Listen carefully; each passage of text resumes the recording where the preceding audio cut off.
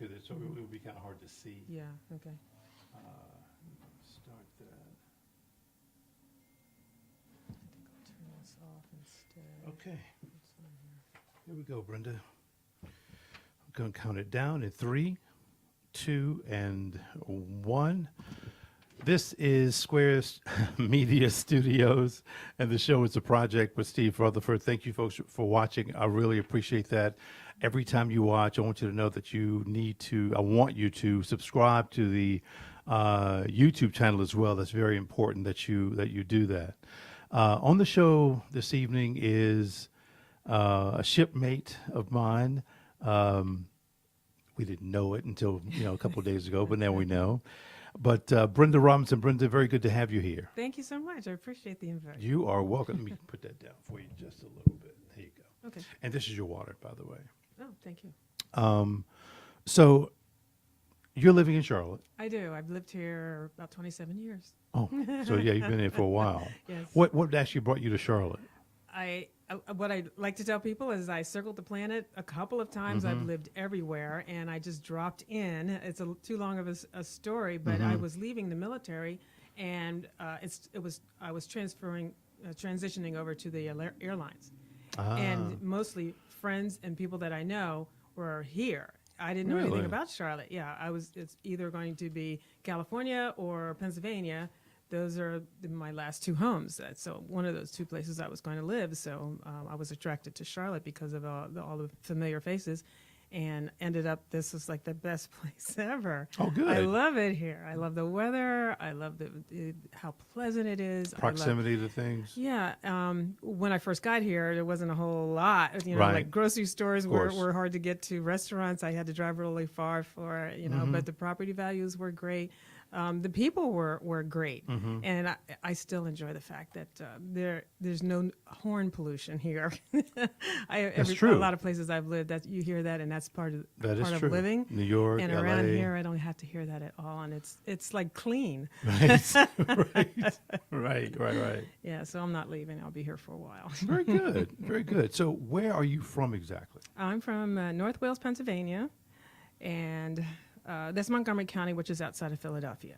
My original family is more from the Mount Airy side of Philadelphia, but my father moved maybe twice before I even started school, so I don't really know the Philadelphia region. I just know, the suburbs, the sticks, as my cousins call it. That's where I grew up. Right. I grew up in the North Penn School District area. Gotcha. So tell me the Wings of Gold. I mean, look, I've known about those things for a long, long time, but how did you, where was the transition from, I'll even start back in high school so how did that whole thing start?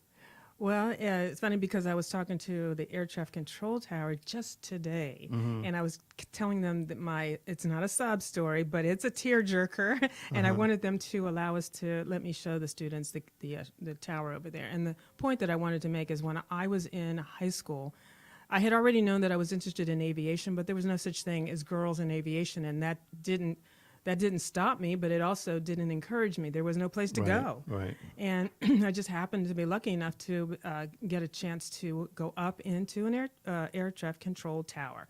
I got up there, I looked around, you could see for miles in every single direction. It was like the coolest view ever.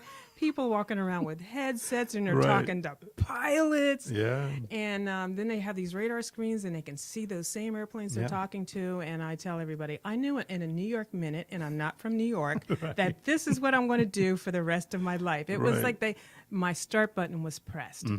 And so I looked at the controller. I go, okay, so where am I going to go to school for this? Because this is my next step. Yeah. I'm so excited because now I know what I'm doing. I mean, when I was a teenager, we run around knowing that this world is so complicated. We have no idea what we're going to do next. And everybody's asking us every other time, what are you going to do? What are you going to do? Yeah. What are you going to study? Yep. What are you going to do? What's your career going to be? And you have no idea what it is. And here I am, completely knowledgeable of what I'm going to do next. So they suggested you go to Dowling College in Long Island, New York, and you can study aeronautics, but you can get into air traffic control from there easy. You would get more of a management position because at that time they would just train you for the scopes and you didn't have to go to college.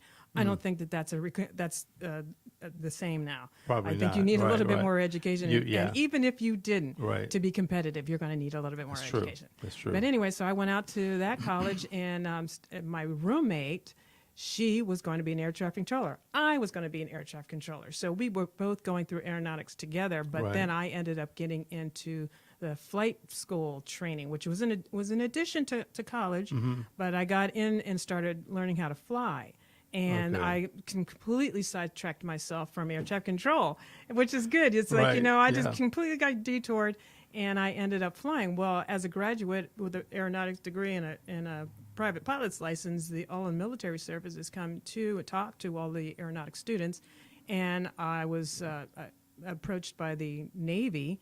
Well, if you're coming into the Navy, we just happen to have just opened this door for women and minorities. Right. And I'm like, well, I didn't know the door was closed, but okay, tell me Right. more. Exactly. Yeah. I didn't know that was an issue.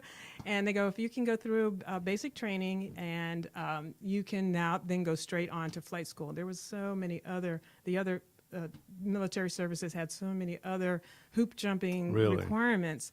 And Even the Army? the Army and So I, you know what I the mean when I Army say and I that. agreed to disagree. Right, It was right. so funny because Yeah. I don't know how I knew this, but when I was talking to the Army recruiter, I said, "Okay, when I graduate, I'm going to be an officer and I want to fly your Right. helicopters." And they go, "No, you don't understand. Officers don't fly helicopters. Warrant officers fly Warrants, yeah. helicopters. Yeah. You can't be an officer." I go, "You don't understand. I'm gonna be an officer. Right. I'm finishing a Yeah. four-year degree." And they go, "You don't understand. If you want to fly, you have to be a warrant officer." I'm like, okay, so we're Yeah. going to have to agree to disagree because Exactly. for some reason I knew that I'm not going to go into the service after 4 years of college and not be an officer. No, you're absolutely right. Yeah. I don't know how I knew that. I'm telling you because it wasn't until years later when I see other enlisted people struggling to Yeah. get all of their paperwork and their Yeah. requirements done in Yeah. order to become an officer, and they still have to sit before a board of people that say, nah, after all of that. I did that 3 times. Yes, Yeah. it is so Yeah. incredibly difficult. Yeah. Don't even start in the military unless you're an officer. That's all I have that's to say. true. It's true. Because they make it really hard. So, so I talked to them. I talked to the Navy. Let's see, the Air Force. Yeah, the Air Force says, "Hey, this sounds really good." And we Right. got that same door that's open. However, here's some small print that you're going to have to deal with. You apply to the Air Force, come in, we'll give you another job, and then we will pile up your paperwork, and we'll have all these good things to say about you. And in 2 years, we're going to put you up for the board to then actually they'll fly an submit airplane. you. Yeah, then they'll submit No. me to. Well, I believe them, and I Yeah. go, well, that sounds great. Yeah, my parents really wanted me to go into the Air Force. Now, they didn't know all that small print stuff, but they really thought that the Air Force was the best way to go. I mean, they Right. really treat their people well, and and I agree with that totally. Right. So I said, oh, okay, well, that sounds like a way to go. I'll think that over. And the Navy told me about what they said, and then the Marines looked at me and go, keep moving. Yeah. It's like we're not talking to chicks right now, only the dudes. Wow. Yeah, so and not Semper too Fi, bad, man. but 16 years later, Wow. a black female young lady came through, and now she is the first for the Marines. She was the Yeah. fighter pilot, right? Well, combat pilot, helicopter, yeah. combat I pilot. mean, I'm sorry, I said fighter pilot, but yes, Yeah, combat. people call me that too, and I'm like, as an engineer, I got to straighten that all out because history is going to be was going to be written Yeah, incorrectly, and yeah. I mean, it sounds cool, kind of cool, and Right. when I explain it, people look at me like, okay, so. Right. But Venice, I'm more like, I'm sorry if I'm messing up her last name. Talking. I just forgot one thing. But Bernice was the first one for the Marines. I mean, that's cool. As early as I went into the service, I was close to the very first black woman military pilot. Period. Now the Army had a woman before me, and as a matter of fact, I'm probably going to meet her in August after all these Okay, years for the right. first time. Yeah. So she obviously said, "Okay, I'll take that warrant officer I was going to say, thing." did she go warrant? Okay. Yeah, she had to. Right. Yeah. But wait, that's if she's going to do helicopters. I Or is believe that so. fixed But wing? That's not fixed wing too. is well, back then, all I ever heard were helicopters, and I know Okay. now the Army they have twin engine prop airplanes Right, and probably other aircraft. But Yeah. back then, they were only showing us the helicopter pictures, so Yeah, I don't yeah, know what else they yeah. really had available. Interesting. Okay. Wow. Yeah. So the woman in the Army was the first African American. Yes, and I'm not sure why. I've been searching for her for years, and now I finally found her, but I'm not sure why it's been so quiet on that end. There's probably, from what I'm getting, there's probably real information. We're talking about me trying to write a book with some real scary or interesting information, and I think if she wrote a book, it's going to be super interesting.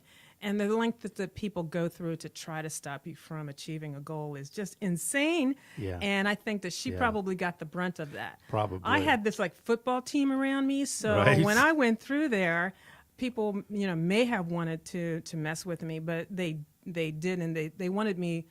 They were satisfied enough to let me fail on my own. I Okay. just didn't fail. Right. Because when you're going through flight school or any kind of training, you really need to study with a other group. You can't just Right. try to figure this all out yourself, because they tell you that it's going to come at you like a fire hose. Mm-hmm. It's not information that you can't learn. Right. It's not easy information, but anybody can learn it. Mm-hmm. But at the mass quantities amount that they give it to you and the memorization that's required, well, Right. it's a kind of a tough job. And I Right, didn't right. have time for distractions and knuckleheads and people that are getting in my way and sticking your foot out and stuff Right. like that. I just don't have time for that.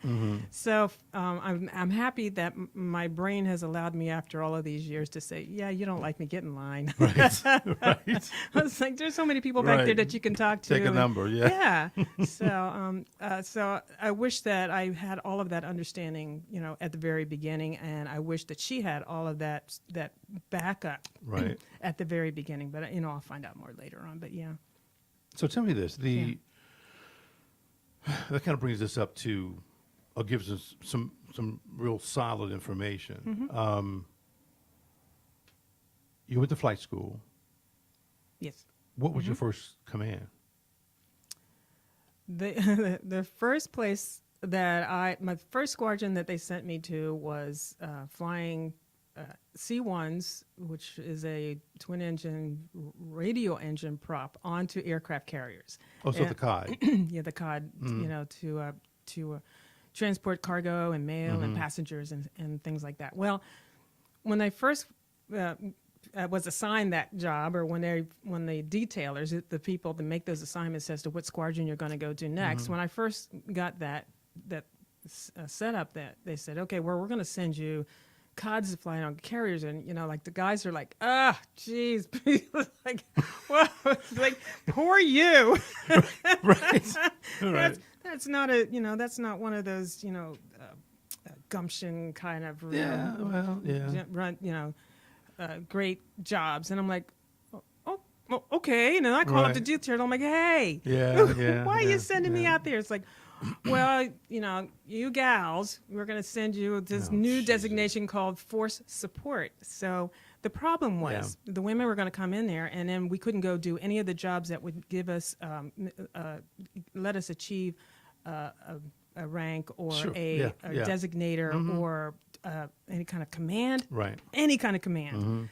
So it's kind of like we were there to waste everybody's time. Wow. We really wanted to do our job, and do what was necessary. And then they were kind of messing around with us. So somebody was thinking ahead, and they go, okay, we have this designation called force support, and the CODs are part of that. Right. So you're going to work your way up some kind of chain of command and get into a leadership position.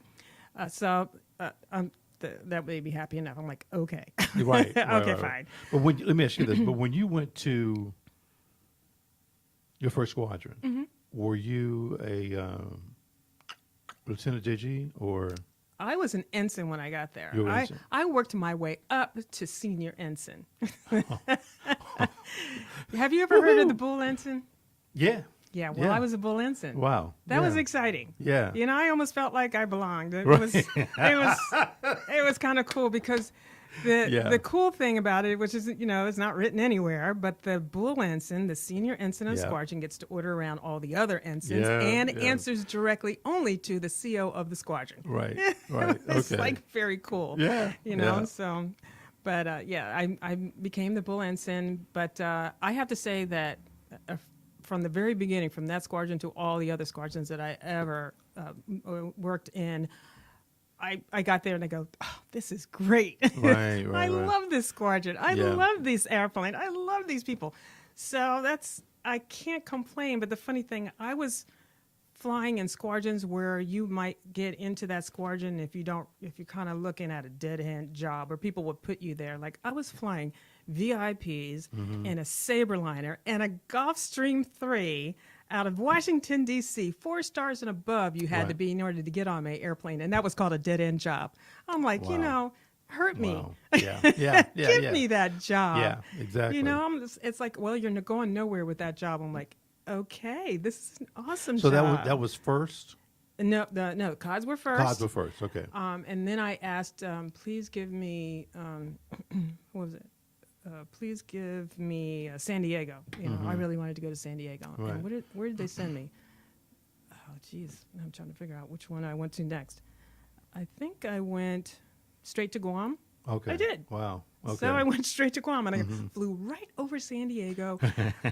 Past, I had to look it up on a globe Yeah, because we didn't yeah. have GPS in. Globe, Right. where to where is Guam? So I went out to Guam, and I flew a twin-engine prop. Back there, it's for a civilian, it's a Super King Air 200, and for everybody else, it's a C-12. And I went out there as the unit evaluator. So I was an instructor on that airplane. I was giving check rides, and I had to do a little bit of ground school, not a whole lot, because they really get their formal training anywhere before they get to Guam, just like I did. And we had some helicopter pilots out there, and we were short of pilots on the C-12. So I was training the helicopter pilots to sit co-pilot, to do co-pilot duties and fly that airplane.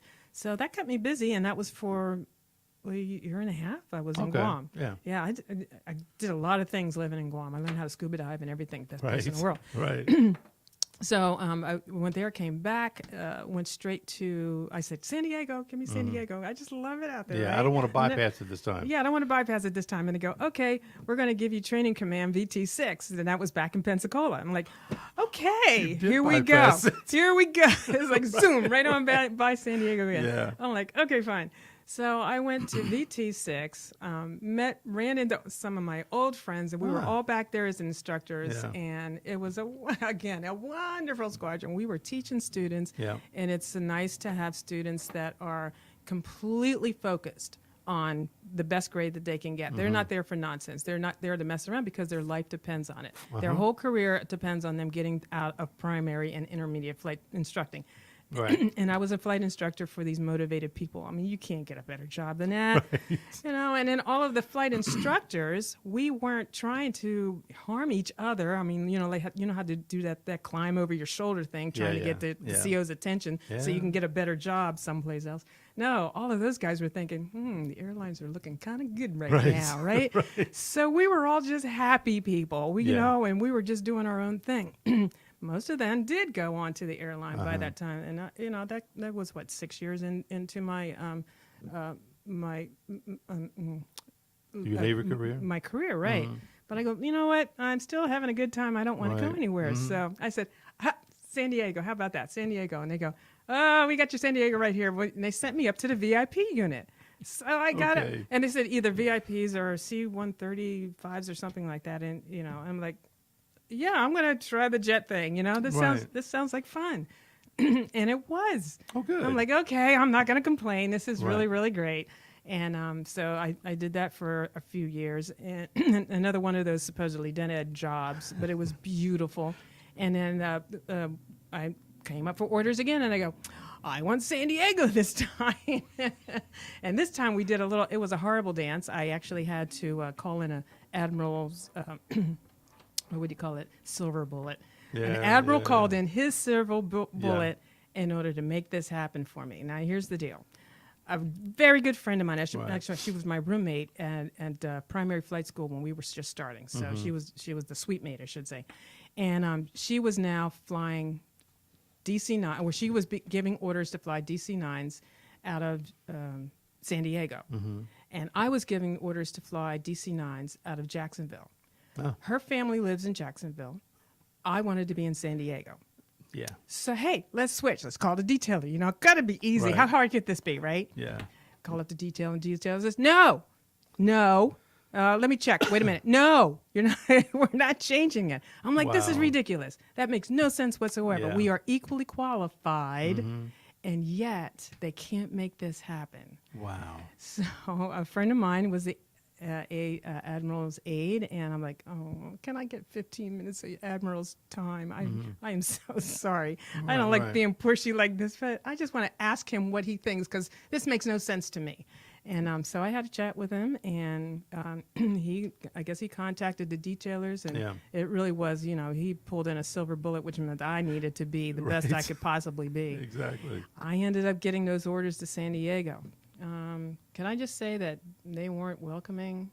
Yeah, San Diego, they had their thing, and they actually had say as to who came out there, and that was not Really? say in a It was in kind of unspoken, in a but- political kind of way. Oh, yeah. And so my showing up was not how that was supposed to happen. Wow. Yeah. They didn't hate me. Go Navy. I didn't know, and I didn't know even any of that was going on either. Yeah. I didn't know they had that much pull. But it took me a little while to squeeze myself in there, and so I did feel a little uncomfortable, and it affected my grades, my ability to learn. And Yeah. I don't like using that for an excuse, Sure, because yeah. we all study, all work hard.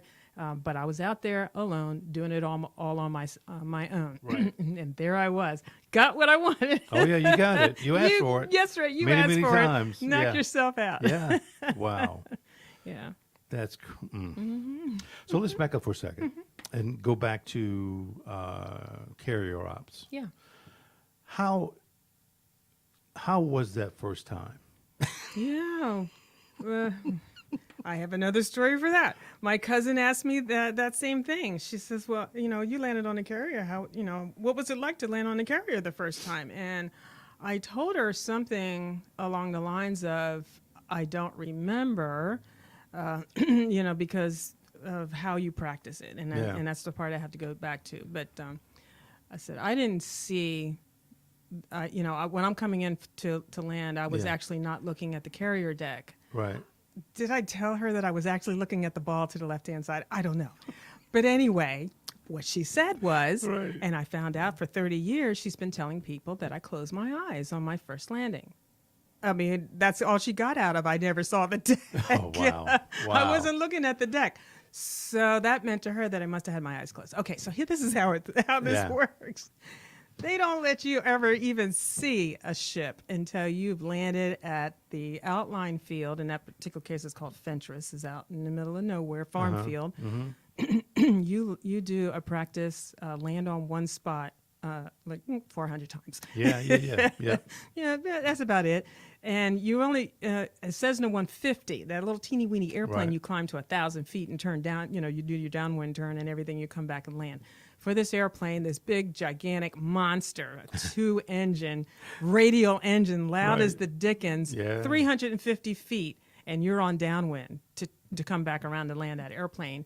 And you have to clean up and turn downwind and then immediately dirty up again. Right. Do all your calls, do all your checks, and be lined up online and tracking on the right glide path, on the right center line Right. to get down to that runway and then touch down on the very same spot again.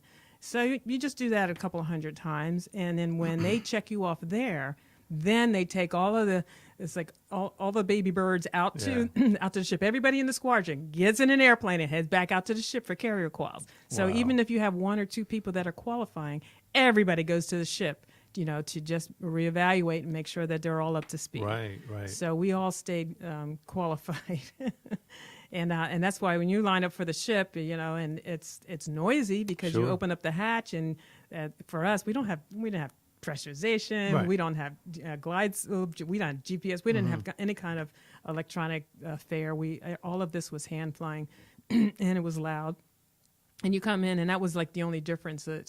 trying to not make you distracted by all of these things. When you come in on final, you're looking at a ball. We call it the meatball what do you I'll think of the lens name here in a second, but you mean the actual real name? Yeah. Yeah, I mean, I always Fresnel lens. Fresnel lens is right, the name of right, it, right. and it's always on the left-hand side, and it's got this great big orange ball that moves up and down depending on what your airplane is doing. Roger Ball. Yeah, Roger Ball. That's what you got to call it. And my call name was Raven. I was very happy with that name. Yeah. And you're not allowed to have a name that you like, so I was lucky. Yeah, I was very lucky. Yeah. But Roger Ball for the Raven. But when that ball starts to go up slightly, you're going to get a color change, and then you're going to get a wave off call from the landing signal officer who was standing right by that ball.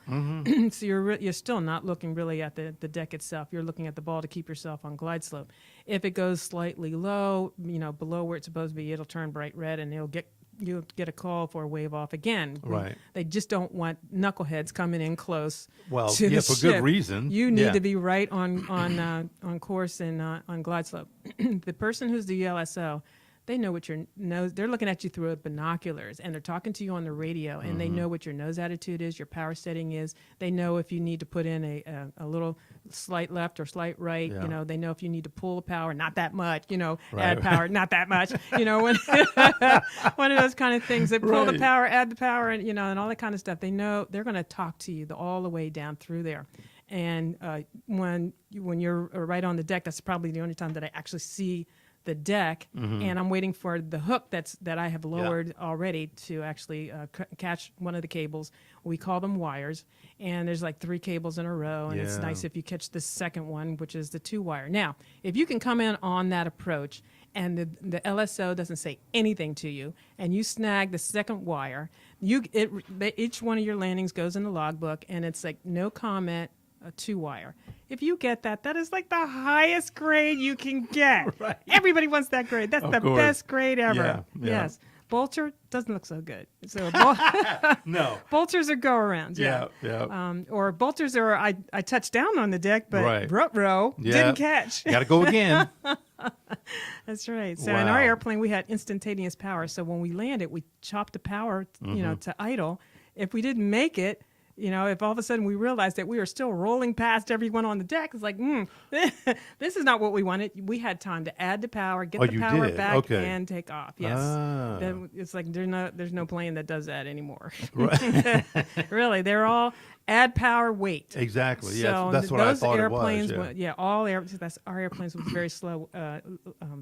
Slow, and it wasn't that one, the Hercules, but it was older than that. But all other airplanes now land with max power. Right. As soon as they land, the power is at the max it can be, because they don't have time to wait in case they miss that wire. Yeah. So they have enough power to roll and take off. But our airplane is so old, it just did everything. So tell me this, though. I mean, I'll ask you the same question. You've practiced this thing at a different field, 100 times, 200 times, or whatever. But when you're doing it for the very first time on a moving target, moving deck, moving runway, whatever you want to call it, that's got to be a different sensation. Oh, you would think so, but it was it was all motor memory. Yeah. And if the the sky is blue and the birds are singing and the deck is smooth, and stuff like that, I think that's the kind of day that they want to take us out on the first day. So I could not tell the difference, and my hands and arms and mouth and everything had to work the exact same way it did when I was coming in on those on that field. So I really can't remember the first time that I landed. I remember so many landings. I remember when I landed on fire, but Really? And they really frown against airplanes on fire landing on ships. Go figure. Yeah, I don't get it, but they were was upset. the engine on fire, I guess, or what? I guess they later on found out it was a leaked oil line or something like that. But I had to. What did we do on that? I did all that. I was, I guess, aircraft commander at that time. But everybody who flies the airplane in the Navy, they are all landing. They are flying from the left seat. So I had to do all of the captain things to starve that fire, and each step to make sure that we had any fire. And I was on short final, and I think I still had some sort of fire. So when we landed, the fire must have gone out in time, because you know why? There was some young man standing at the window. You had that picture of me. There was this young man with this great big hose, this fire hose, and it was facing right at me. And the next thing I was going to see was going to be mass quantities of water, because they don't play. Right. They don't have time for that. No. So I'm surprised that I was even allowed to continue, but I think that the fire must have gone out, and they're just going to make sure that it's not going to restart again. Sure. But yeah, Wow. that is a very uncomfortable time. Yeah. Yeah. Yeah, and I've lost or had to shut down an engine. I can't remember. I've lost an engine out at the ship, and see ya. Right. So for the 200, 300 miles back to shore, we're gonna fly with that airplane in a single engine. Wow. So yeah, That's kind of those crazy. are two interesting, crazy days. Yeah. Did you go on Westpac's Med cruises? Did you? I mean, we had a Westpac when I was flying for the San Diego squadron. We have DC-9s.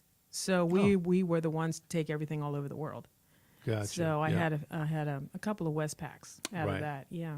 Interesting. That was interesting. Yeah. They were a lot of fun. It's like I finally got to my homeland, Japan. Right.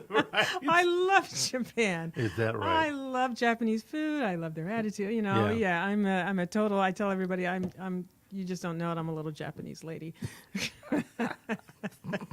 I haven't been back since, There you but have it. yeah, that's right. Yeah, that is my favorite. But we went to Japan and Hong Kong and South Korea. All of those places. Even when I was flying out of Guam, I would get it to Japan and QB. Got to Philippines and whatnot like that. Yeah, Gotcha. and all the Micronesian islands. Yeah, they were cool. In fact, let me back that up a little bit. Yeah, because I think this talks about some of what you did. I thought it did. Yeah, it does. It does. Yeah, Micronesia through the Island, Pacific Philippines, and Micronesian islands in there. Yeah. Wow. Mm-hmm. Wow. And but you did this in essentially 13 years? Is that right? Yes. Or how long were you actually in? I was full-time active duty for 13 years, and then I did another 7 by correspondence and reserve. Wow. I did correspondence courses, yeah. That's amazing. I see you participated in the Gulf War. Yes, Desert Shield and Storm. They sent us out there as a precautionary, and then there we were. It was the first time that the squadron had been mobilized in its history. I wanted to which squadron is this? The San Diego Squadron. Wow. I got out there. I'm finally getting all settled in, and they said, forget your Christmas. You guys are mobilizing. And so it's like, wow. Yeah. There's a checklist for that. We had to move the whole squadron to Germany. That was a big deal. Yes, You know what I mean? I mean, not was. just for you, but I Yeah. mean for everybody. I was involved in that too, and okay. But everything was big deal. Like move all the damn ships. I'm like, okay, if you say so. That's right. Well, I understand. Well, there were 3 DC-9 squadrons that were mobilized. So we were all over there together. We were all we opened up a decommissioned base called Simbach that belonged to the Air Force. There wasn't anything going on there and whatnot, and all of a sudden, 3 squadrons, Wow. Simbach, full. Yep. Yeah, so that was our base of operations, and we flew all over Europe, Africa, the Middle East. We were everywhere. Did they have a tent city there too, or did you guys actually have housing of some sort? No, we had housing. Yeah, I don't think we had anybody in Simbach, and it was cold there. In tents, yeah, because it was we were based out of Germany, Right, and then we would fly all of our missions out of there Gotcha. and spend days or weeks or whatever it is away. Yeah. Yeah, I was in a couple of places in Turkey, Incirlik, and Yes, I was there. is that the air base in Incirlik? Yeah, I think so. That's where they had tent city, one of the tent cities. But See, that was for me passing by the table that said Marines, right? Keep going, right? Yeah, so they know how to set up tent cities. Right. Oh, Yeah. very good at it. Yeah. Very good. One of the first times I saw a air conditioned tent, I'm like, Yeah. what is it? Yeah, The that's guy was nice. like, that's an air conditioner. I'm like, Yeah. really? Yeah. I'm like, okay, hey, if it works, it works. It was great. I had a fantastic time. So I kind of lost track of what the heck I was doing there. Were you on the America? Did I read you were on the America? Yes. No? That is the USS America. If you look at their history page, Right. 1981, my name is in their history page Okay. for landing on the carrier. That was my carrier call, so I landed on the carrier on that carrier as my qualification. But I also landed on every aircraft carrier Yeah. on the East Coast, including the Coral Vincent before they sailed to the West Coast. So I landed on things like the Forrestal, Right. the Eisenhower, now they're not popping into my head, but But you the know, Nimitz. But the COD, from what I know, COD aircraft would fly everywhere, wherever they had to be, wherever you had to go get mail or supplies or Right. whatever it was. It didn't matter. You had to go and pick it up and deliver it. Right. So And it was constant. It was constant, It's not right. like they left the shoreline. Nothing changed. They Right. left the shoreline, and they needed everything they always needed. Yeah. They need people. They needed all their food. Yeah. And correspondence, all the facilities, everything that they needed normally, they still needed. And every ship has their own COD. Sometimes they have two, but most of them have one COD. And then they have to call the real COD squadrons to come out and supplement that. But I was just going to say, how many CODs were there in your squadron, or like per ship, or per cruise? Is that hard? Well, we didn't go on cruises. Okay. So CODs don't go on cruises? They probably do now. I don't know, but back Right. then, C1s, well, I think one of the biggest reasons is the ships no longer had a tank of avgas on board, so they couldn't take us with them because they couldn't support us. So avgas, but everybody else was on JP5? Everybody else was on jet fuel, yeah. Right. So, and avgas was so volatile. They were like, you know what? We don't need to have this tank on Right. our ship. Thanks, but Yeah, you thanks just for go no over bad. that way. Why don't you guys change your airplane, and then we can all work together. So as they phased Did out our not know very that. old airplane, all of our squadrons, the squadrons down in the Florida area and ours, and where they were overseas, Right. the Philippines and Sigonella and all that kind of stuff. Sig, yeah. Everybody had a COD squadron. Yeah. And we could only go out to the ship when the ship was within our range of getting all the way out there and back. What was the range? About? 300 300 one miles. way. Yeah. Oh no, that's okay. So that's that's a long distance out there. But if you're 301, we calculated out. Yeah, you're exactly. 302 miles. We can't go. Right. Sorry. Sorry. Love you though. Yeah, come on back in just a little bit. So we had to make that decision, and based on winds. Sure. I mean, Yeah, everything yeah. was calculated into that, whether we could get out there and back on a tank of gas. I was with a unit in Sigonella, and we would always fly 141s, Air Force. And but I love that it was a small detachment of people. We were doing electronic surveillance and stuff like that in different cities or different countries. Excuse me. But it was amazing to load our Humvees on these aircraft and go to these places that is not supposed to be on the map. I'm like, really? Yeah, this is nobody knows about this about this airport or Yeah. runway. I'm like, really?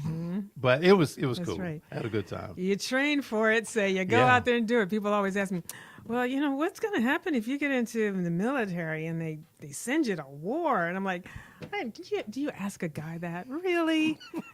Okay. Right. Whatever job they train me to do, that's Yeah. the job I'm going to do. And so Exactly. I thought it was kind of cool that, landing on aircraft carriers with that airplane or, any of the jobs that I ever had, they've told me everything I needed to know. I know all the emergency procedures for what I have to deal with. I'm good to go. Yeah. I'm just going to go do that. It's funny though. I mean, I was on the Nimitz and some other, no, just the Nimitz, because we were always pulled beside the carriers. But to watch flight ops was amazing to me. And then night ops. Oh, I was not privy to night ops. There were some bonuses in there for flying C1s. I tell you Well, what, We didn't have to go on detachments. Right. We didn't have to fly at night.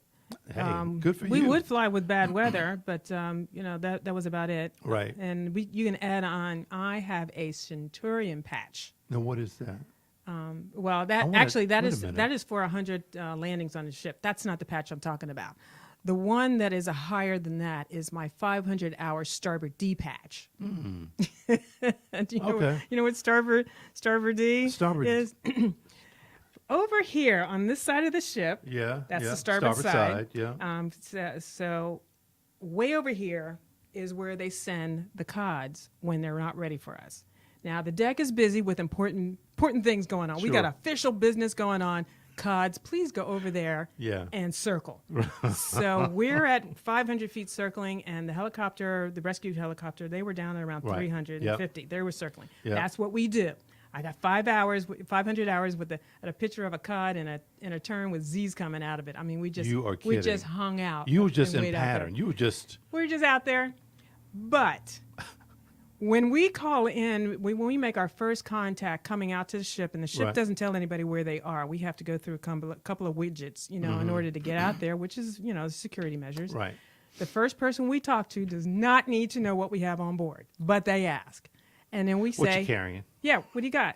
Cod, what you bringing out there? We go, okay, we're bringing out mail. Mail. It's like they turn around to the next person and go, mail! Right. right. And then Right. we get to the next person, and they, the handoff. And go, where are you carrying, Cod? And they already know we're carrying mail. Oh, we're carrying Right. mail. And they go, okay. So when we get closer in, and we're talking to the shipboard information, and I go, okay, Charlie on arrival. What Yeah. the heck is that? Nobody ever gets Charlie on arrival. In other words, you are clear to come in and break left and land. We will clear the deck. Right. To get you Because we on board, want that. we right. want our mail. Exactly. And now this is the junior guys. Yeah. Because it's not like the air boss saying Right. we want mail. It's the junior guys going, Yeah. get that stuff out of the way. Right. To get the cod on board. Yeah. But if we're not bringing mail, if we're just bringing supplies and and stuff, Yeah. you can just go right on out there to Starboard D and hang out there, and we'll call you when we're done. And they have to launch everybody, Yeah. land others, bring us in, twirl us around, and then get us out. Yeah. Again, after they offload us, onload us, get us off the ship so they can finish up with the end of their operations. Wow. There's not that much room on a No, deck when no. when everybody's there. That's true. And just kind of popped in my head. For me, one of the loudest aircraft I've ever heard in my life was the A7. Oh yeah, I believe that. It was. I mean, what well, all the other aircraft. I remember the Phantom back in the day. All this stuff. I'm like, oh, look at that thing. Oh, yeah, the A7. Like, oh my God. It must be a community of people who have no hearing now. It's gotta be. Because I have a tough time, and I had some decent airplanes. But I will tell you, I'm so proud. Okay. I called up folks while I did it on social media, and I said, if there's anybody that has the sound of a C1 R1820 radial engine sound starting up, please let me, get a hold of that, because I'm going to make a ringtone out of it. And sure enough, after I You tried found one it? year, I tried that year, and I tried this last Right. year, found it. Really? I got on there and I tweaked it and moved it around and whatnot. Right. And so now when you call me, I got a C1 starting up. That's It funny. is. It's just like I'm like. Yeah, I could sleep at night Sure, now yeah. because I have that sound. It is like no other sound ever. Right. And we always said it was like two dipsty dumpsters strapped together, and it's so loud, so Wow. crazy, but so cool. Yeah. Did you have to do medevac runs too? Not really, but we did carry anybody, whatever needs to get Right. off that ship, we carried it with them, but we didn't have any kind of staffing for medical Right, procedure. right, sure. The only thing we were was the first thing smoking to the shore.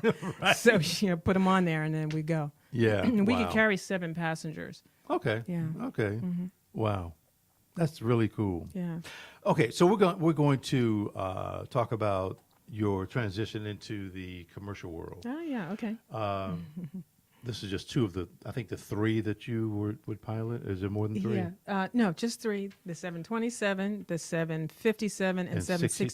67, right. Yeah, they train you both 75 and 76 together because it's essentially the same airplane. Okay. But all you do is spend your time saying, but this is different. So everything you learn is like, yeah, but this is different. So you got to learn this, and this, So everything was okay. So the I got instrumentation is the airplane. same. Yes. Mm-hmm. What's the Very difference? Is it close. size?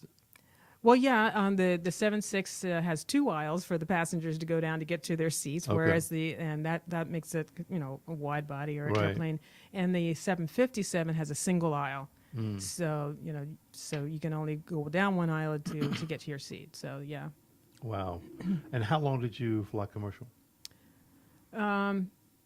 17 years. Ooh. Yeah, with American. The funny thing is, I said to myself, I was with the Navy for 13 years. I was waiting until I wasn't having any fun anymore. Sure. And it wasn't not having fun. It was like I was seeing more and more desk and less airplane. Right. And the Right, emphasis was more and more on desk Yeah. and management than it was on flying. Mm-hmm. And apparently Navy, they say only 2% of your grade is flying. The rest of it is being a naval officer. So I'm like, okay, I got to the end Yeah. of my abilities I gotta go. to fly. Yeah. Oh, look at the time. Got to go. Right. Yeah. So that is how I, when I made a decision that I was going to move on to the airlines. But I forget what I was going to say about that. But why? How did I get into the airline? That's when I selected when I was going to go to the airlines. What was I trying to answer for you? We were talking about the differences in the aircraft, but you've already talked about that. And you flew for them for 17 years, Oh, yeah. you said. Oh, I know what it was. It's just that when I was with the Navy and it went so fast, so much happened, and it was 13 years. Right. So while I was in the airline, I go, okay, when I get to 13 years of airline, I'll just kind of look around and decide, well, what do I want to do Yeah. next? You Yeah. know, I mean, I'm coming to the end of the beginning of my career. I need to figure out now how I'm going to structure the last part of my career. Exactly. Well, when I looked up, it was 17 years later. I mean, that just blew Yeah. by. Sure. I'm Yep. like, wow, Yeah, that's yeah. interesting.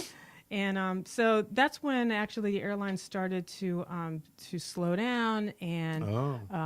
we were having less flights, and we were cutting Right. back, and we're cutting back on pilot pay. It's just like, Right. well, take this slash in your pay, Yeah. and then work more hours to kind of make up for what we took away from. And I was starting to like my life, as it was. So I never got on. I never asked for more time, which meant I was going to be stuck with my half cut in pay. Sure. And and that was fine for me. But then they said, okay, well, the pilots can now stay until they're 65. And I'm like, you know what? I was sitting here waiting for that old fart to get out of my seat so I could move forward. And now everybody's staying. Yeah. That meant I wasn't going anywhere. That meant that Yeah, I was going to true. be sitting in that seat for a very long time.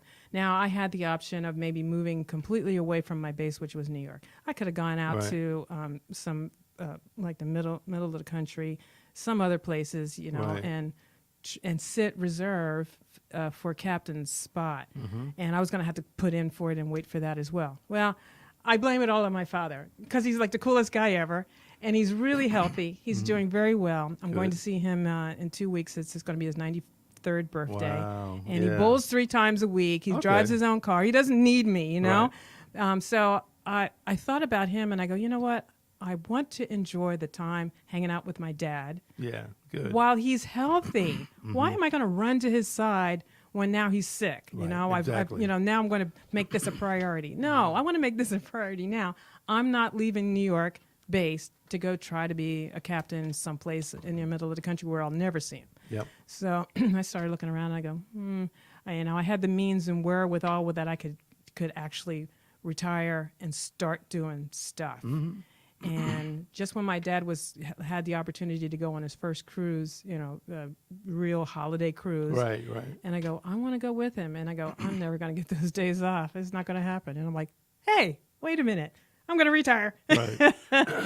So I did. I retired, and that's how that 17 years just came to an abrupt end. Everybody's like, "What? Wait, what? Right. Right. Where are you going?" That's good. That's very good. And it worked Yeah. out so well because that's exactly the move that I needed to make. I knew that I was going to Sure. be stagnant. I wasn't going to go anywhere. I was a senior first officer. I was getting my schedule. Right. And that was great, but it's still really harsh on you, especially when you're a commuter. I lived in Charlotte when I was doing all of that. The whole 17 years I lived in Charlotte And your base commuted was- to New York. Okay. Yeah. Okay, So yeah. that was me running up from one airport gate to the opposite end of the airport when I couldn't get on that flight to get Right. up there. So I would run back and forth. And I could have done that 21 times a day. That's how many flights there were. Wow. And so, yeah, it was sometimes get a little difficult and very stressful. And I didn't realize how stressful that was until I stopped doing it. Yeah, sure. Yeah, that makes sense. It makes perfect sense. Yeah. Perfect sense. But I loved it while I was doing it. You've gotten a few, I guess, citations, a few awards, a few letters. Mm-hmm. And, of course, the one that sticks out for me is the one that you got from, is it up there? Yes, there it is. Yeah. The First Lady. I know. So that did was you- so thrilling. Did you go meet her and everything, or what? I did not get to meet her. A family friend of my father's. She was just beside herself that the first family didn't know that I existed, and she went on some tour or something to DC, and she must have handed this information to someone and Right. says, "You need to know about her." Yeah. No kidding, you need to know about her. Yeah. And I guess the first lady got a hold of it, and she read, what I had done, and then she wrote me this beautiful letter that she was just very proud of me and what I had accomplished, and keep up the good work. I wish I could That's made really that cool. personal so that Yeah. she could really see who I am but I love that. I just thought that was great. So yeah, I have her That is letter. very cool. Wow. Wow.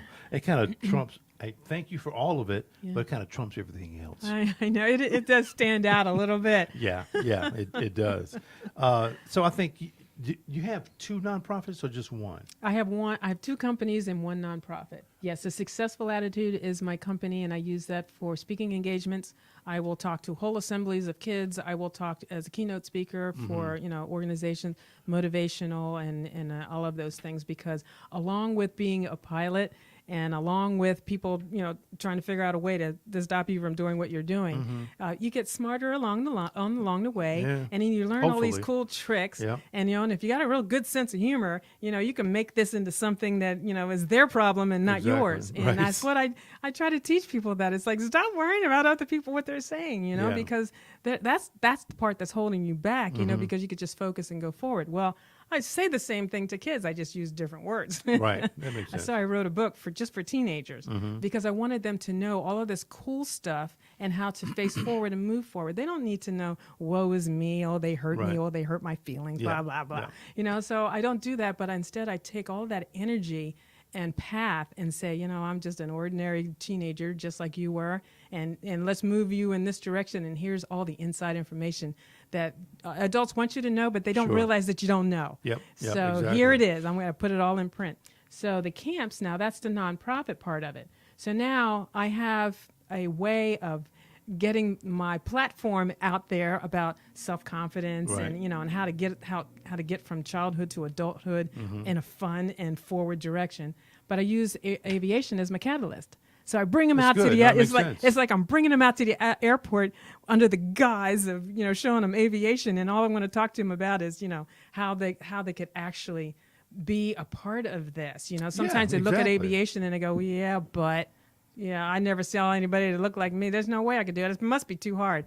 I'm like, I was your age and I was exactly like you. Yeah. I didn't just fall from the sky with all this information. I had to learn it, just like I'm telling you had to learn Exactly. it. It's not it's not the hardest thing ever in the world. It just required me to spend a little bit of time working hard and studying it, I try not to even use those words, because I Right. hear those words, those buzzwords, are the over the head words, Right. It's like, yeah, heard that already. But I try to tell them how to actually apply it, how to put it in place and use it.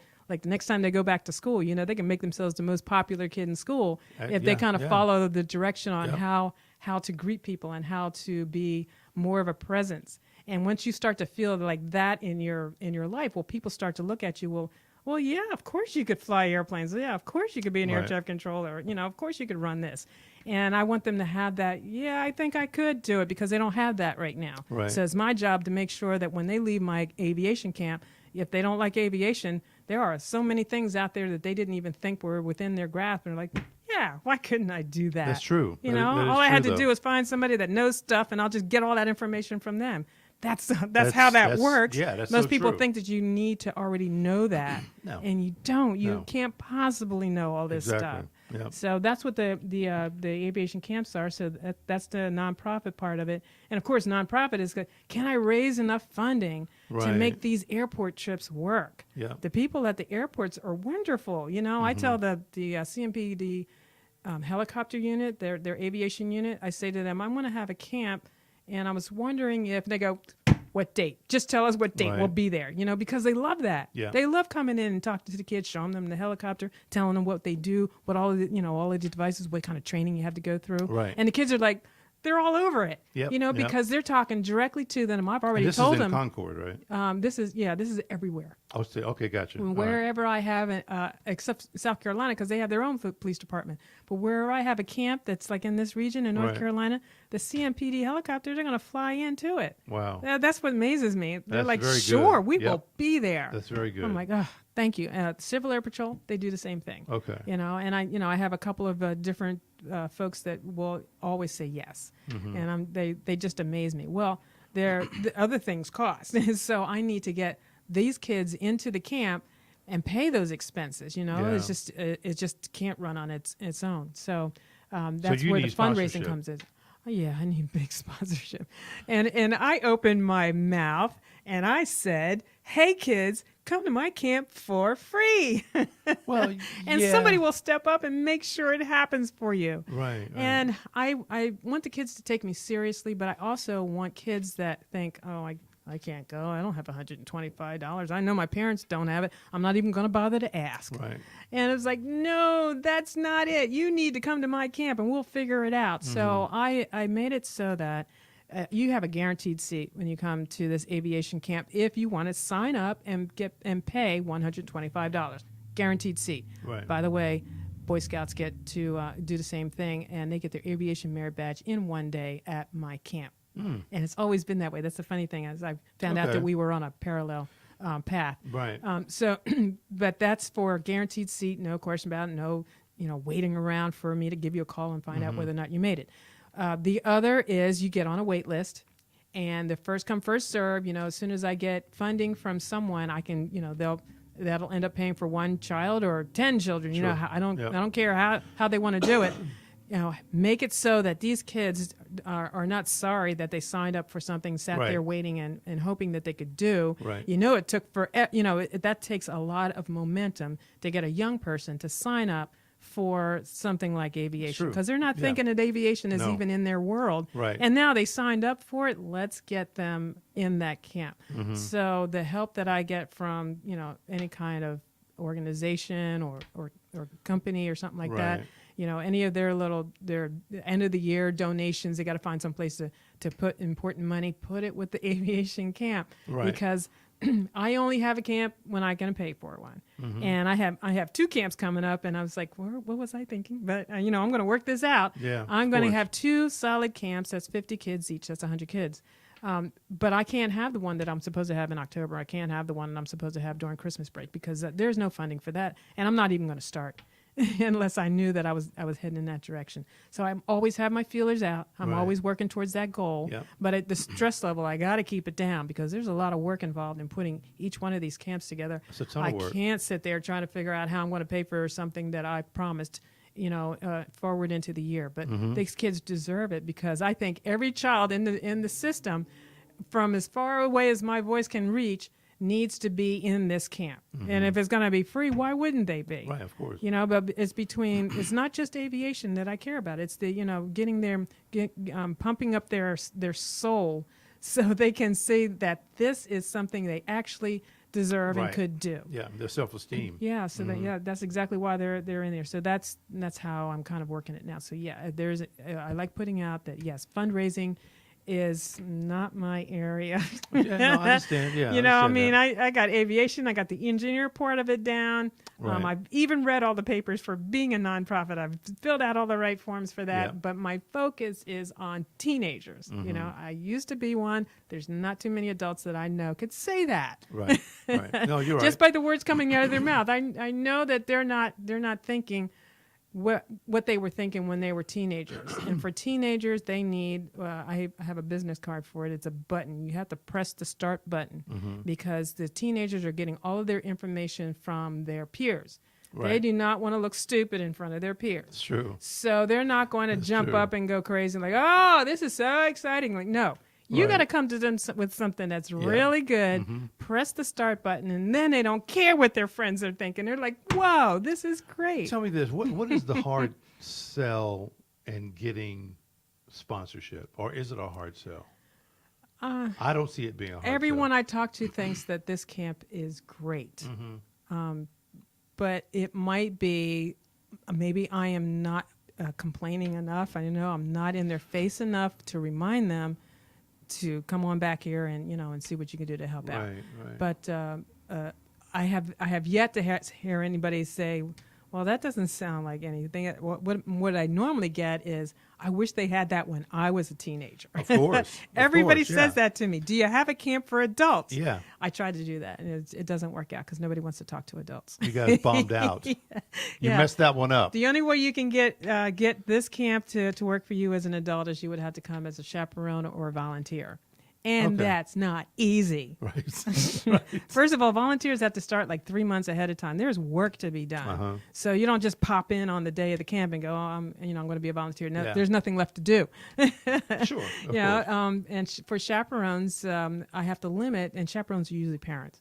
I have to limit the number because I don't want too many parent breathing in the room. Yeah. Because too many adults. Yeah. Too many adults make the children filter their words through the parent before Exactly. it comes to me. Yeah. And the cool thing that I enjoy about teenagers is exactly what the schools are trying to prevent. Whatever's in their brain shoots straight out their mouth. Right. And that actually is where I get all my inside information. They don't know it. They think I'm reading their brain. I'm just listening to them. So when I say something to them to force them to erupt in full-on talk, well, the parents in the room go, they're like, oh my God, these kids need to be quiet, and I'm like, I even have a briefing for the chaperones and volunteers. Right. Okay, stay calm.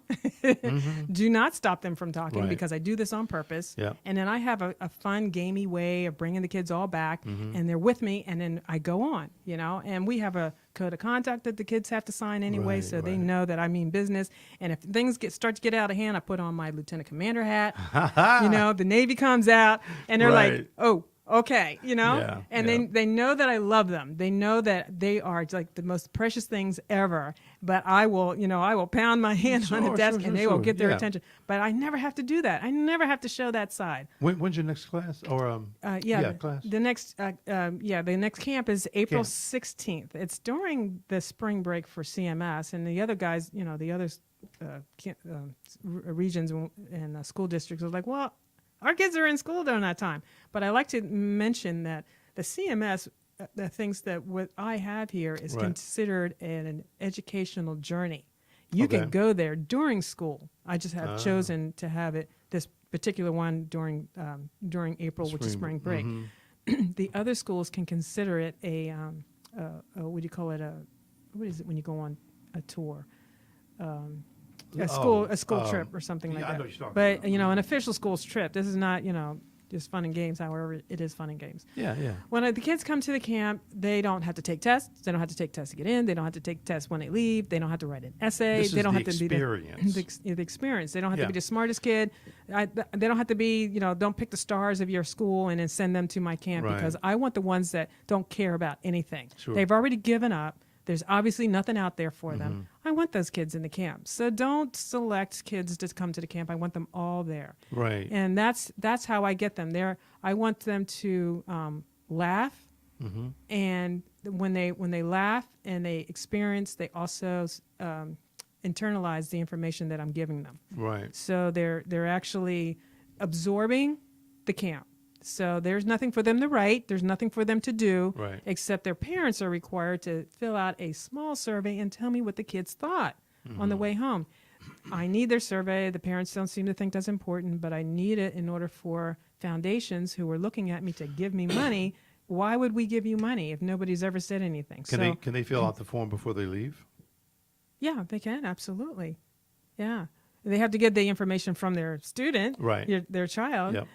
But I've gotten emails back from parents. The one that really sticks out to me is a Boy Scout came to my camp, And his mother said that he didn't want to do anything. He was kind of like down in the dumps, but he Right. wasn't sad or anything. Yeah. It's just like, what's the use, kind of attitude. Well, we showed him all kinds of different fields, and he saw the maintenance field. Okay. Now I have to Yeah. pre-brief the kids on maintenance because nobody knows that if you get an A&P license and you go into the aviation community, not only will they snatch you up right away because they are so desperate, Right. but you get paid more than pilots do when the pilots are starting out in their career. Really? Yes. They Wow. make no kidding, money to start out with. They might as well just go ahead and get the mortgage on that house that they want to go, start Right. planning their vacations. Yeah. They got the benefits of travel that they're going to get from whoever they work for. Wow. And so they have a stable life, That's whereas very cool. pilots don't have stable lives.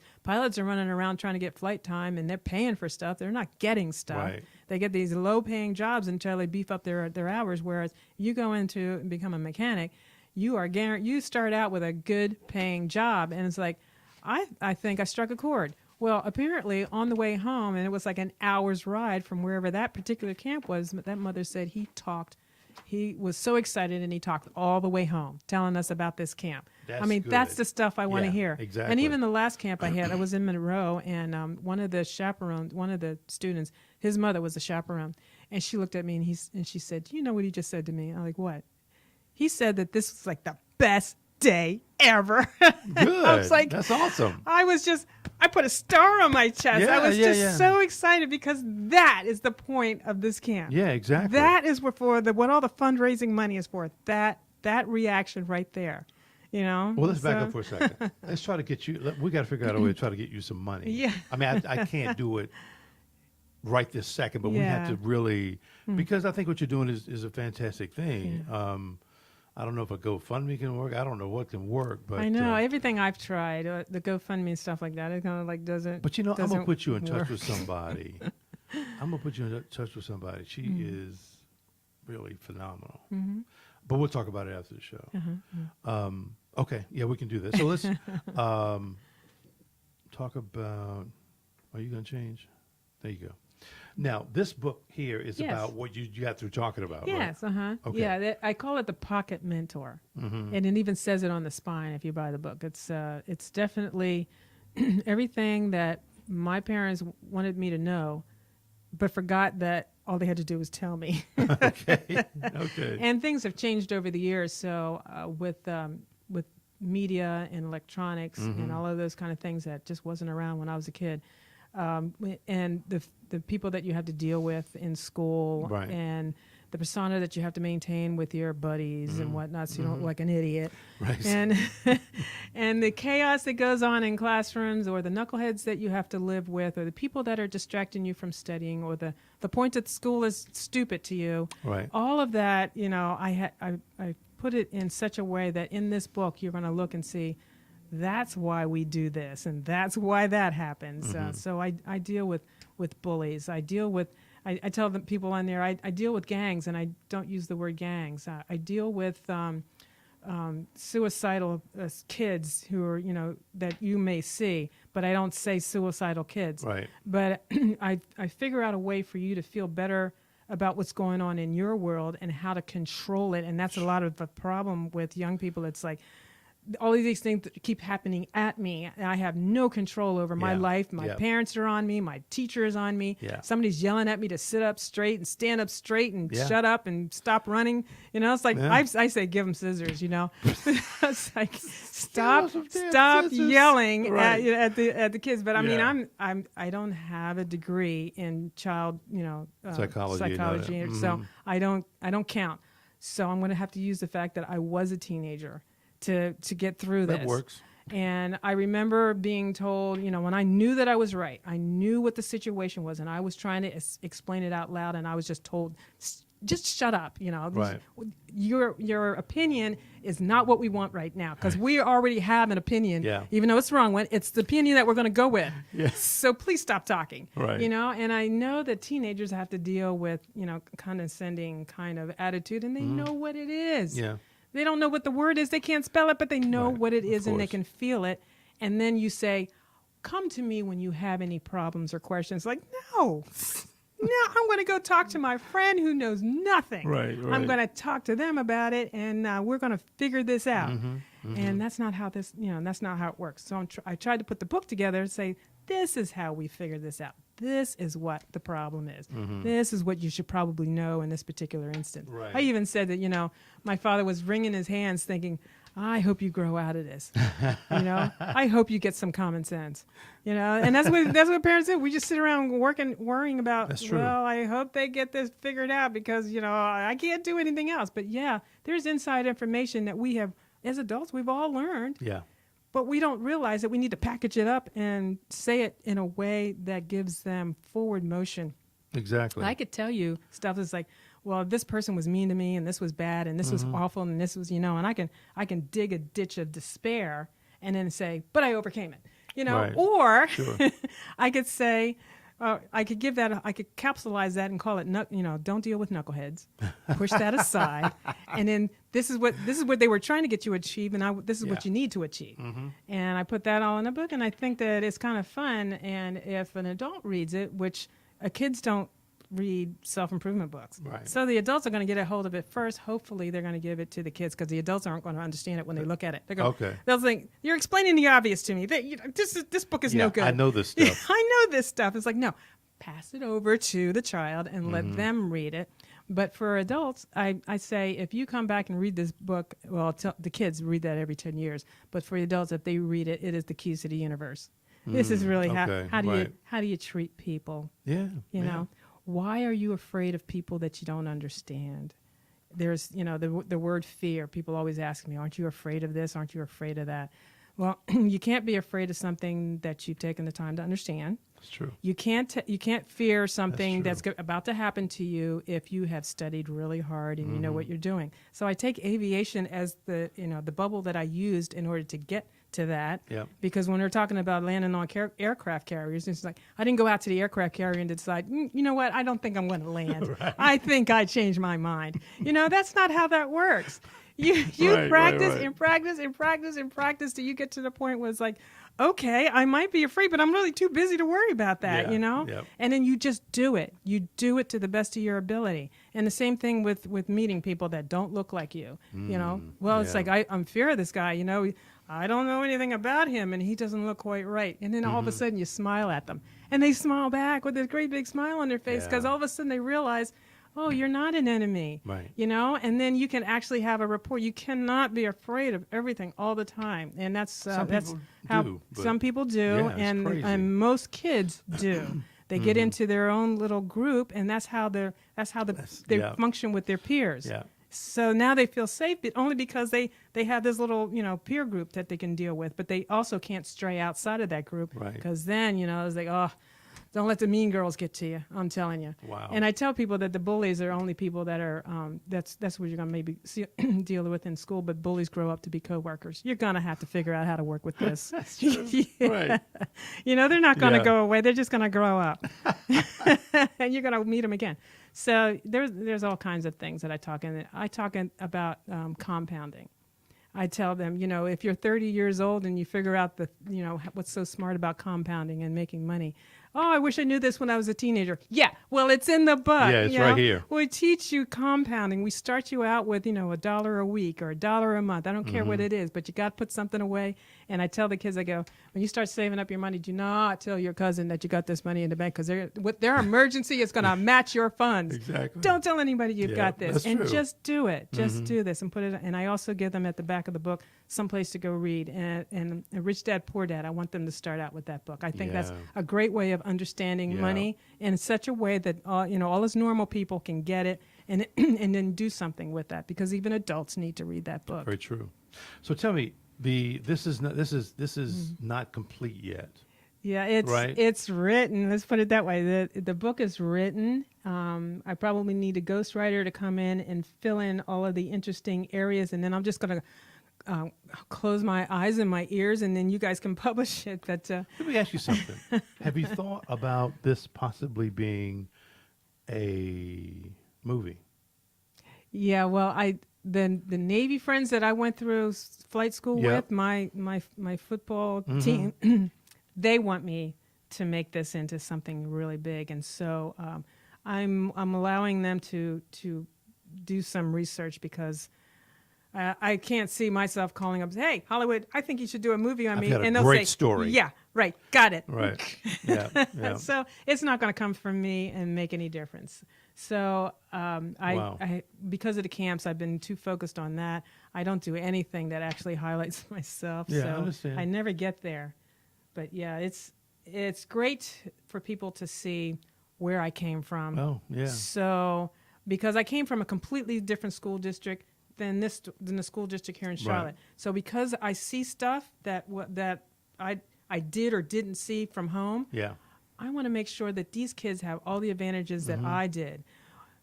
I had an argument with a friend of mine because of the word higher education, going to college. Mm-hmm. So I have a pushback chapter in my book about education. Okay. One is go to college, and the other one is for all you people that are ready, with your hand pounded on a table to say, well, not everybody goes to college. Please read this, And so we were kind of pushing back and forth, and he says, yeah, but you went to college because you were smart, and I looked at him and I go, have we met?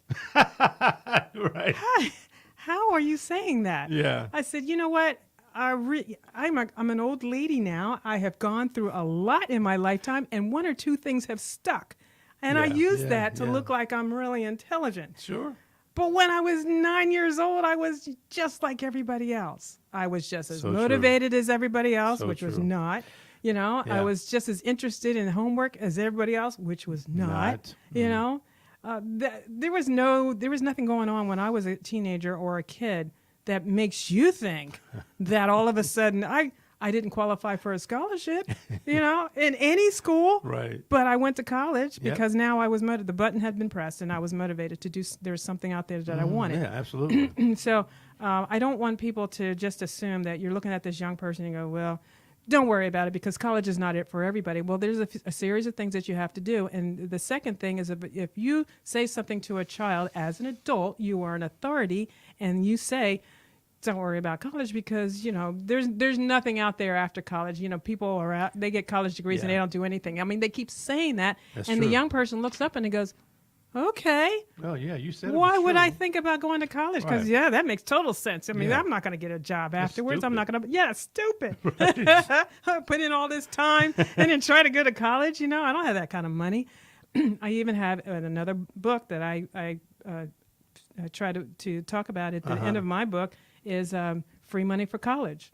And it's not government subsidized Right. anything. Yeah. There are things you need to do that by the time you reach 12th grade, not at 12th grade, but at the time you reach 12th grade, you would have had all that stuff done and you will qualify for all kinds of money for school. Right. So it's not about not having money. And if you read my book there, you'll know there are things that can be done. So if money is the issue, we got that figured out. Right. You got to get SATs. You got to be able to write essays. It's You true. have to be able to do your volunteer work. You have to show them your extracurricular activities. And you can't do that if you haven't done squat in 12th grade. That is true. So Yeah, it's a little late you by have to that start a little bit early. Yeah. You have to have a mentor. You have to have somebody that cares. I tell people that I want to wrap my dad up in a pill and give it to every teenager. Okay. He said he says you can do anything you want to do and you're going to college, and I got that pill every day. Yeah. So Yeah, yeah. not every kid has that. No, that's true. And on the TV and the radio, we got stuff going on in politics that's quite interesting. Yeah. And it's feeding into our everyday life. The airways are full, Oh, and yeah. the kids will hear that. So they'll hear the discord.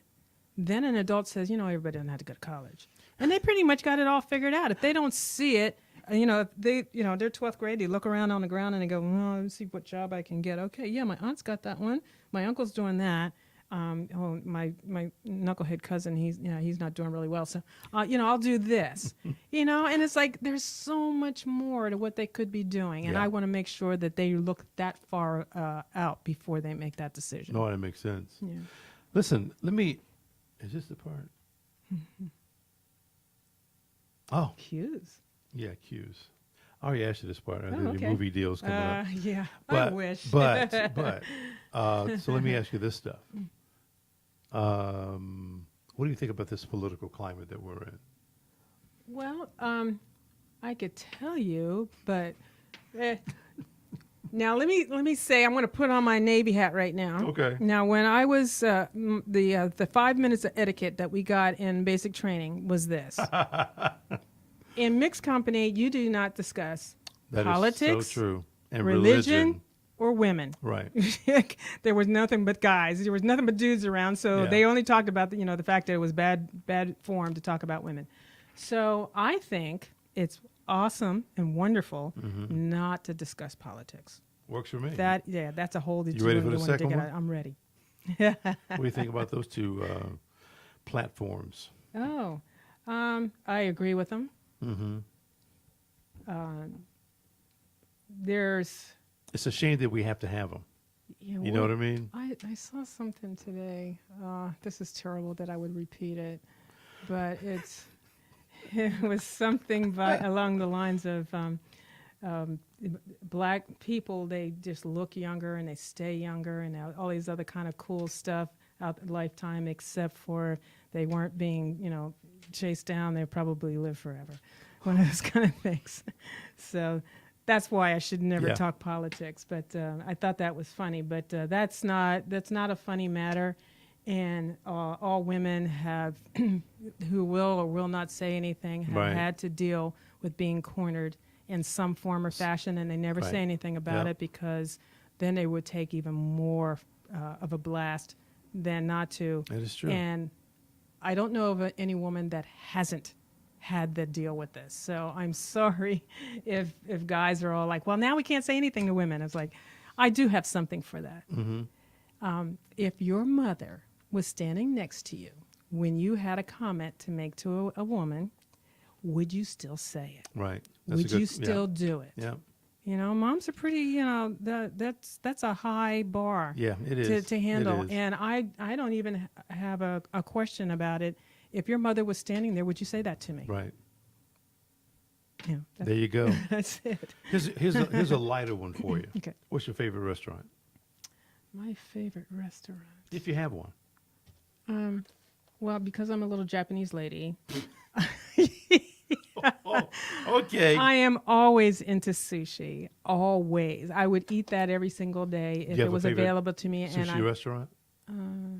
I don't care where it is. It could be in Well, no, but I found one up there at the Burkdale Village. Birkdale Village. Uh-huh. Yeah, really nice. But there are some nice ones around. Was it Mr. Tokyo? I thought it was like the craziest little cheap sounding name. Yeah. Found that down in off the Pineville Matthews Road, Okay, and it was marvelous. Wow. So yeah, they're all over the place now. When I first had my first taste of sushi, I was in college, and this was 77. Right. My roommate, the one that went into air traffic control, her and her boyfriend had this great place in Brooklyn, and they took me to eat sushi for the first time ever. Right. So I tasted it. Loved it. Yeah. We were chowing down. We were eating all their food. It was $6.95 all you could eat, and they were passing out. The people that ran the restaurant, they were trying to get rid of us because we were eating too much food. You gotta go. Yeah, you gotta go.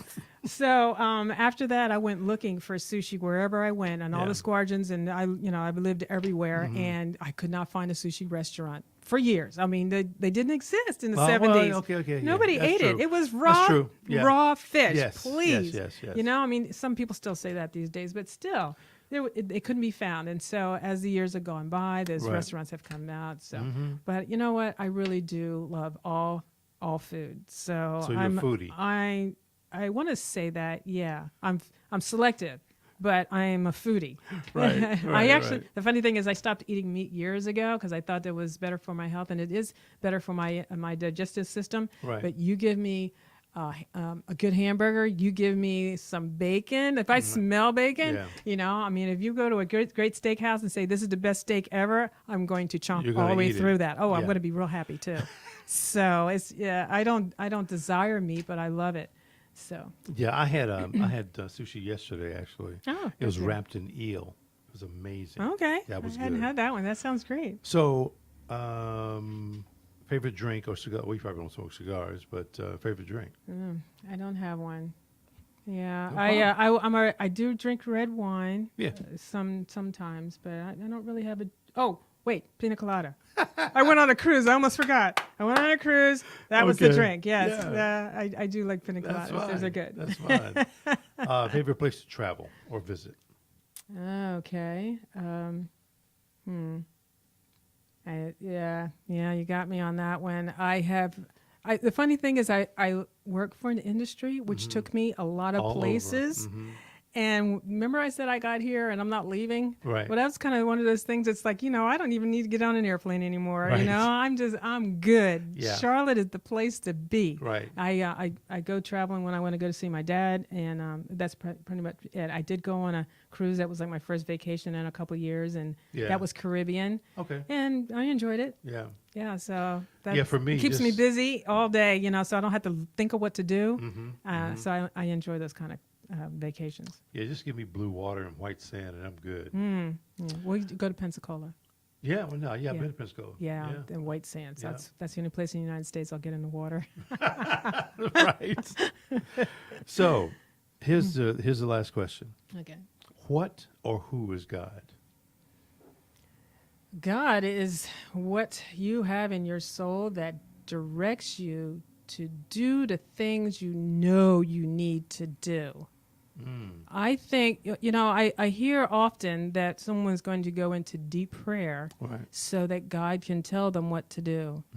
And what they're doing is they're allowing all the nonsense to finally fall away, Exactly. Right. figure out what the real point is, and the good part, the good result from that, because I don't think God likes hate.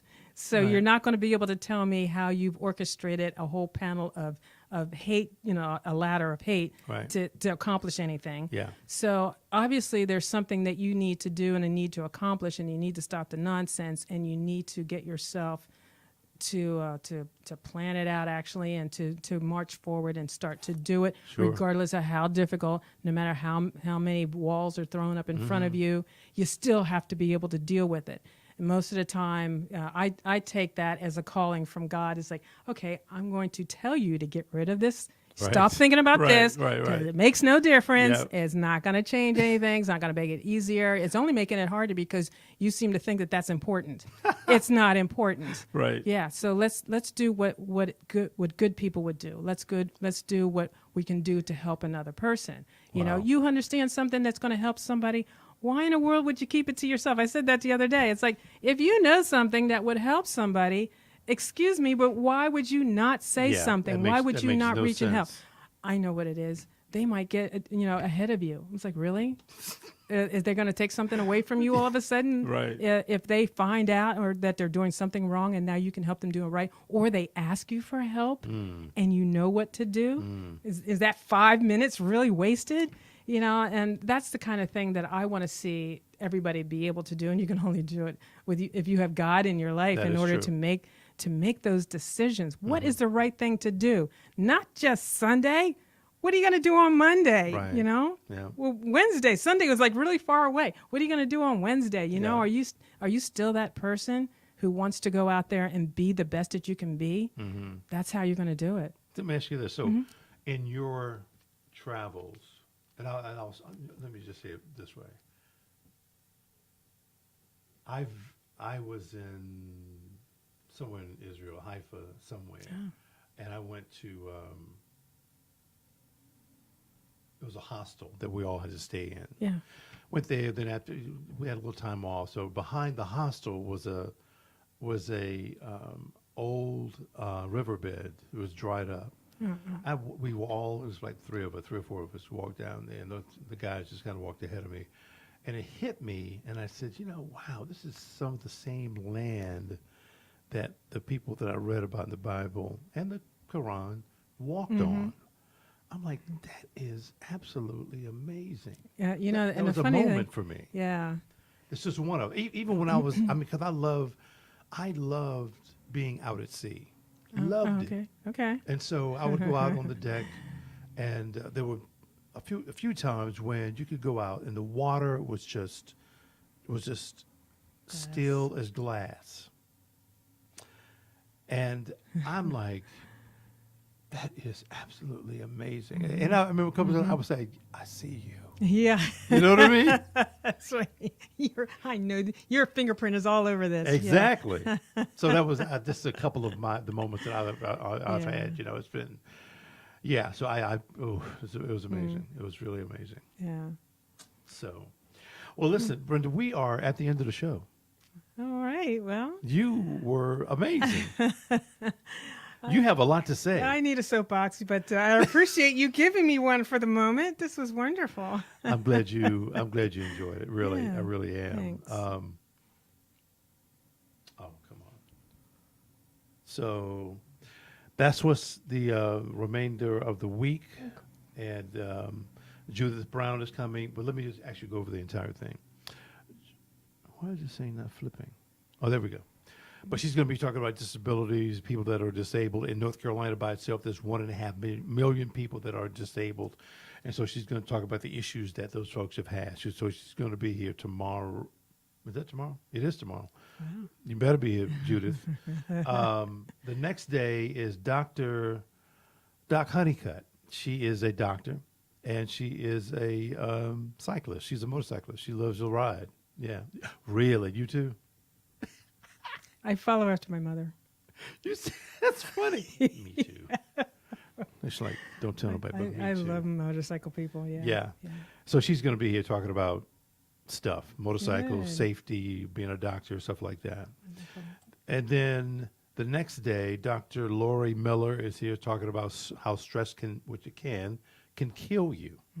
Stress can kill you. So she's written a couple of books, several books actually, talking about, stress reliever and so forth and so on. So she's going to be here this week talking about that. Friday, these folks are coming back. They've been on the show before. Come on. You got to change it. There you go. But immigration and family law. Immigration is a big, big thing right now. And so these folks are coming here to talk about the kind of the ins and outs or the latest on the immigration kind of issues. So that'll be a really good show too. So that's the week. There's two things I'm going to kind of bypass here. Yeah. And then there it is. We're at the end of the show. Wow. Brenda, thank you. I'm telling you, you were absolutely you. amazing. I appreciate a shipmate being here. Yeah. You're the first person, really. But anyway, thank you. Well, I'm thankful for my friends that have mentioned me to you in order to Yeah. even make this happen. Yeah. You know John Strayhorn? John, yeah. Photographer extraordinaire. Yeah, he was like, I heard he's the one who showed me the advertisement. Right. So he said it was right. there, and then of course Natasha. Yep. So she's wonderful. Yeah, she is. Yep. She wants me to write that book. Yeah. I think I did text her tonight or this evening, and I said, "Hey, is there a cover for the book, for the new book?" And she said, "No, I don't think it's out yet." I said, "Okay." Yeah. But Yeah, I don't know what I'll do. that's okay. That's okay. Folks, we're going to close it out. Thank you very, very much, and we'll see you guys. Oh Lord, let me close it out. We'll see you guys tomorrow.